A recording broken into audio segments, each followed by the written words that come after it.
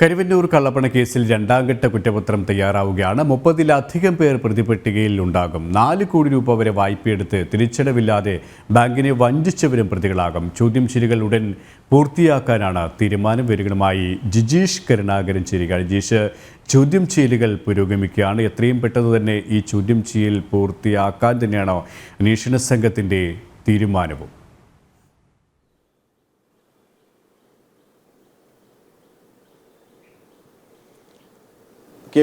കരുവന്നൂർ കള്ളപ്പണ കേസുമായി ബന്ധപ്പെട്ട് എൻഫോഴ്സ്മെന്റ് ഡയറക്ടറേറ്റ് രണ്ടാംഘട്ട അന്വേഷണത്തിലൂടെയാണ് ഇപ്പോൾ കടന്നുപോകുന്നത്. അതിന്റെ ഭാഗമായിട്ടാണ് ഏറ്റവും ഒടുവിൽ ഇന്നലെ പോലും CPM-ന്റെ തൃശൂർ ജില്ലാ സെക്രട്ടറിയായ MM വർഗീസിനെ ചോദ്യം ചെയ്തത്. അങ്ങനെ 6ാം തവണയും MM വർഗീസിനെ ചോദ്യം ചെയ്തു.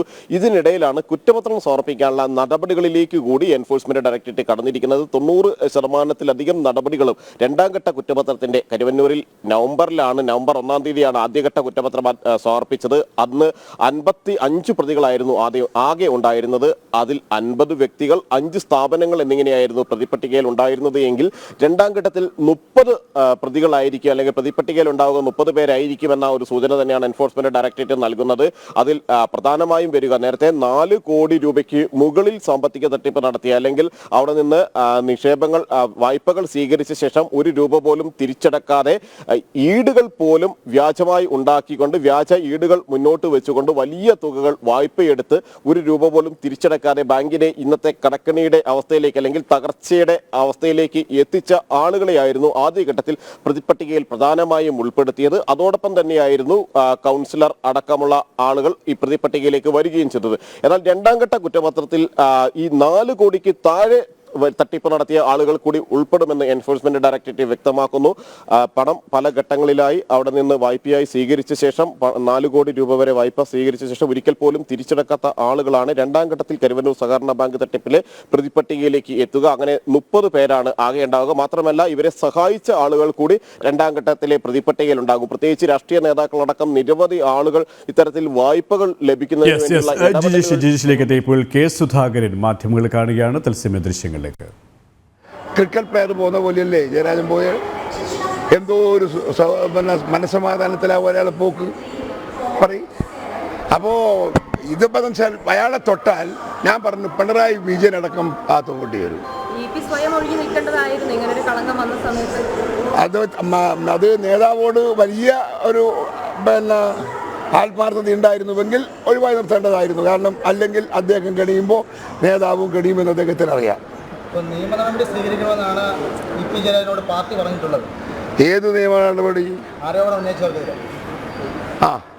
നന്നായില്ലേ? എത്ര നല്ല ഉപദേശമാണ് കൊടുത്തത്. ചെയ്തോം പോരാ, കട്ടവും പോരാ, കൊള്ളയടിച്ചവും പോരാ, എന്നിട്ട് അതിനെതിരെ പറഞ്ഞ ആളുകൾക്കെതിരെ കേസ് കൊടുക്കണമെന്നാണ് ആ പാർട്ടി ആഫീസ് എന്ന് പറഞ്ഞു കൊടുത്ത ഉപദേശം. അതും കേട്ട് പോകുന്ന സന്തോഷവാനായ ചിത്രമാണ് ആ പത്രത്തിൽ കണ്ടത്. ഒരു ക്രിക്കറ്റ് പ്ലെയർ സെഞ്ചുറിയിൽ അടിച്ചാൽ പോകുന്ന പോക്കില്ലേ, അതുപോലെ.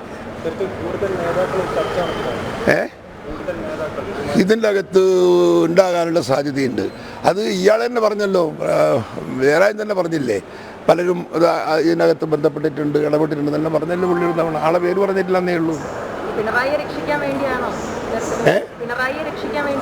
അല്ല പിന്നെ എന്തിനാ ഇത്? പിണറായിനെ രക്ഷിക്കാനല്ല എങ്കിൽ പിന്നെ എന്തിനാണ് ജയരാജൻ ഇത് മറച്ചു വെക്കേണ്ട കാര്യം?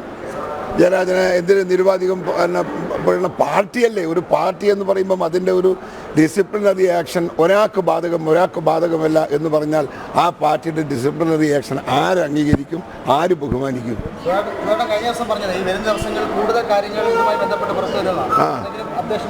അതുകൊണ്ട് വരും, നാളെ പറയാം, വരാനുള്ള സാധ്യതകളൊക്കെ ഉണ്ട്. ഓക്കെ, ഞാൻ വണ്ടി വന്നുകൊണ്ടിരിക്കാം.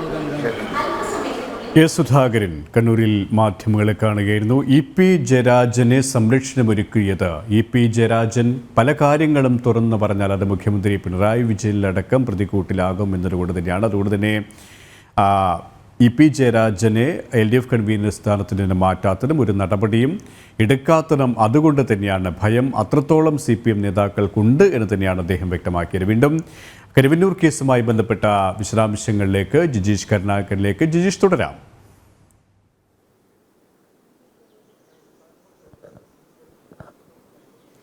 കെ പി, നമ്മൾ പറഞ്ഞു വന്നത് കരുവന്നൂർ സഹകരണ ബാങ്ക് തട്ടിപ്പ് കേസിൽ ആദ്യഘട്ട കുറ്റപത്രത്തിന് ശേഷം എൻഫോഴ്സ്മെന്റ് ഡയറക്ടറേറ്റ് രണ്ടാം ഘട്ട കുറ്റപത്രം കൂടി നൽകാൻ ഒരുങ്ങുന്നു. ഏറ്റവും അടുത്ത ദിവസം തന്നെ കുറ്റപത്രം സമർപ്പിക്കും. 30 പേരായിരിക്കും ഈ രണ്ടാം ഘട്ട കുറ്റപത്രത്തിൽ ഉണ്ടാവുക. ഈ 30 പേരെന്ന് പറയുന്നത് ആദ്യഘട്ടത്തിൽ 4 കോടി രൂപയ്ക്ക് മുകളിൽ വായ്പയെടുത്ത് ബാങ്കിനെ വഞ്ചിച്ചവരാണ് എങ്കിൽ 4 കോടി രൂപ വരെ എടുത്ത് ബാങ്കിനിൽ തട്ടിപ്പ് നടത്തിയ ആളുകൾ കൂടി രണ്ടാം ഘട്ട പ്രതിപട്ടികയിൽ ഉൾപ്പെടും. മാത്രമല്ല, ഇവർക്ക് വായ്പ നൽകുന്നതിന് വേണ്ടി ഉന്നതരായ നിരവധി ആളുകളുടെ ഇടപെടലുകൾ നടന്നിട്ടുണ്ട്. പ്രത്യേകിച്ച് കരുവന്നൂർ സഹകരണ ബാങ്ക് CPM നിയന്ത്രണത്തിലുള്ള ബാങ്കാണ്, നേരിട്ടുള്ള നിയന്ത്രണത്തിലുള്ളതാണ്. അവിടെ പല ആളുകൾക്കും ബിനാമികൾക്കും വേണ്ടിയെല്ലാം ലോണുകൾ അനുവദിക്കുന്നതിന് വേണ്ടി, വായ്പകൾ അനുവദിക്കുന്നതിന് വേണ്ടി വലിയ ഇടപെടലുകൾ പാർട്ടി തലത്തിൽ, പാർട്ടിയുടെ ജില്ലാ സംസ്ഥാന നേതാക്കളിൽ നിന്നടക്കം ഉണ്ടാവുകയും ചെയ്തിട്ടുണ്ട്.